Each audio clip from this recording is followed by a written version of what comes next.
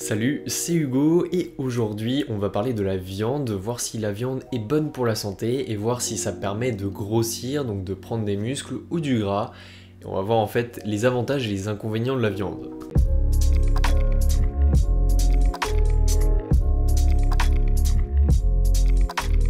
Donc déjà, désolé pour le retard de cette vidéo étant donné que j'ai eu des problèmes de connexion, mais c'est pas grave, on va reprendre ça tout de suite et j'espère que vous serez au rendez-vous pour les prochaines vidéos. Donc je voulais me poser comme ça avec vous parce que tout simplement je suis en week-end et j'avais envie de me poser avec vous pour apprendre des choses et ce qu'on va faire ensemble. Donc je me suis documenté un minimum avant de parler sur ce sujet parce qu'il y a énormément de débats là-dessus.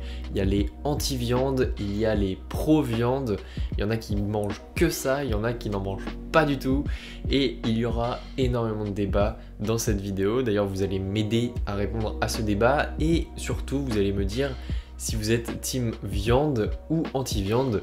Moi je suis perso team régulé, je suis entre les deux, hein, je mange pas tout le temps de la viande, mais si vous n'en mangez pas, dites-moi avec quoi vous la remplacez et ce que vous prenez à côté, en plus des légumes, pour pouvoir pallier à l'apport nutritionnel de cette viande ou tout simplement à ce qu'il y a dedans, comme le fer ou les protéines, etc. Comment vous faites? Moi ça m'intéresse énormément. Alors la viande, est-ce que ça fait grossir?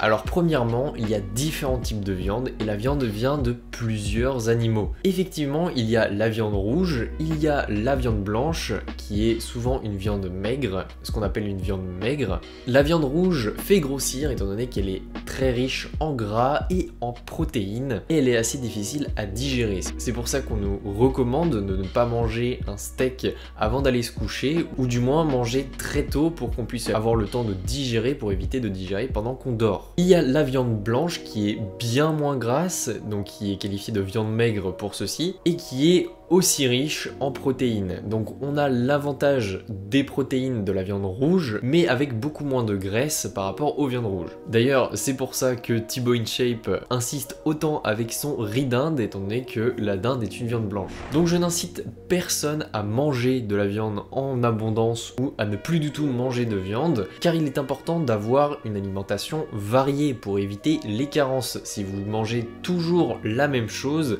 ça va vous entraîner des problèmes de santé, vous allez avoir un manque de certains aliments et ça va vous rendre malade. Ne vous rendez pas malade parce que vous avez entendu quelqu'un parler sur internet. Surtout quand on entend tout et n'importe quoi, donc triez les informations, vérifiez-les et sourcez-les. Les viandes qui sont grasses et qui sont mauvaises pour la santé sont les viandes transformées, donc telles que le saucisson, qui est une viande qui est très grasse puisque le saucisson est une recette à base de gras, de viande et vous pouvez aussi mettre des noix, etc. dedans. Il y a plein de sortes de saucissons, mais bref, c'est une viande transformée. Et l'exemple typique de la viande qui est dégueulasse et pas bonne pour la santé, ce sont les nuggets. Les nuggets, c'est une viande ultra transformée, on sait pas du tout ce qu'il y a dedans, ou du moins il y a énormément de rumeurs et on entend énormément de choses à ce propos, mais c'est une viande qui est ultra transformée et c'est pas bon pour la santé. D'ailleurs, dites-moi dans les commentaires si vous êtes d'accord avec moi, puisque je me faisais la réflexion, est-ce que la viande hachée, c'est un produit transformé ou pas? Moi, de mon côté, je me disais que non, puisque quand vous voyez la viande hachée, quand vous allez chez le boucher, il va prendre un morceau de viande, il va vous le hacher avec une machine devant vous, donc je me suis dit c'est juste du découpage en fait, la viande hachée. Mais en y repensant, certaines viandes du supermarché que vous trouvez dans les grands frigos, dans les boîtes en plastique, je me suis demandé s'il n'y avait pas un peu de sucre ajouté, un peu de gras ajouté, j'en sais rien. Donc dites-moi dans les commentaires si vous pensez que la viande hachée est une viande transformée ou pas. Après, pour pallier au gras des viandes rouges, vous pouvez toujours la cuire de façon à enlever au maximum de gras ou tout simplement la cuire sans gras. Mais cuire une viande sans gras, c'est tout simplement faire rouler une voiture sans moteur, c'est la même chose. La viande cuit avec le gras. Et si vous ne faites pas cuire la viande avec le gras, et bah elle va être très sèche et ça va vraiment pas être agréable. Autant manger directement de la viande blanche.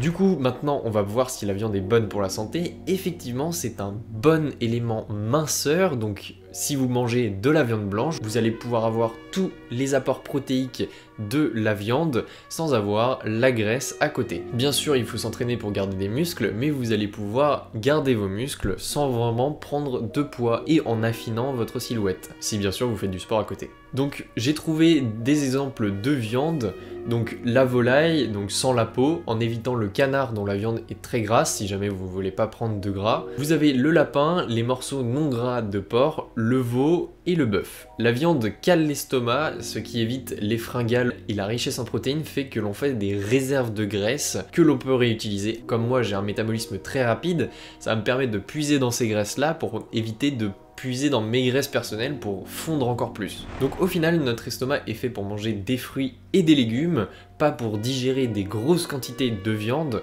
Donc il faut vous mettre à l'esprit que vous pouvez manger de la viande sans modération à partir du moment où vous mangez une assiette de légumes à côté. Donc il faut toujours avoir une portion de légumes supérieure à celle de viande que vous avez dans votre assiette. Bien sûr, vous pouvez faire certaines exceptions, comme par exemple les lasagnes dont j'ai fait la recette sur la chaîne. Il n'y a vraiment pas de légumes là-dedans, à part la sauce avec la tomate, les petits poivrons cuits, etc. à l'intérieur qui sont déjà tout faits.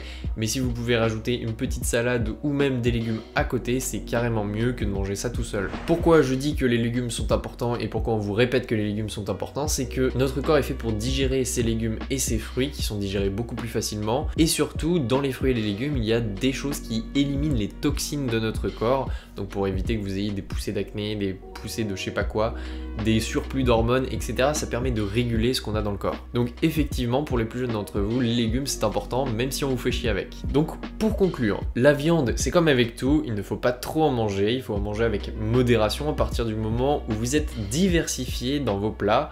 Si vous mangez toujours du riz d'Inde, vous allez avoir des carences sur certaines choses. Donc n'oubliez pas de m'expliquer tout ça dans les commentaires, quel team vous êtes et qu'est-ce que vous faites pour manger mieux, éviter la viande pour remplacer la viande ou tout simplement pour manger moins de viande et avec quoi vous la mangez. Nous on se retrouve dans de prochaines vidéos pour les prochains opus. Salut tout le monde!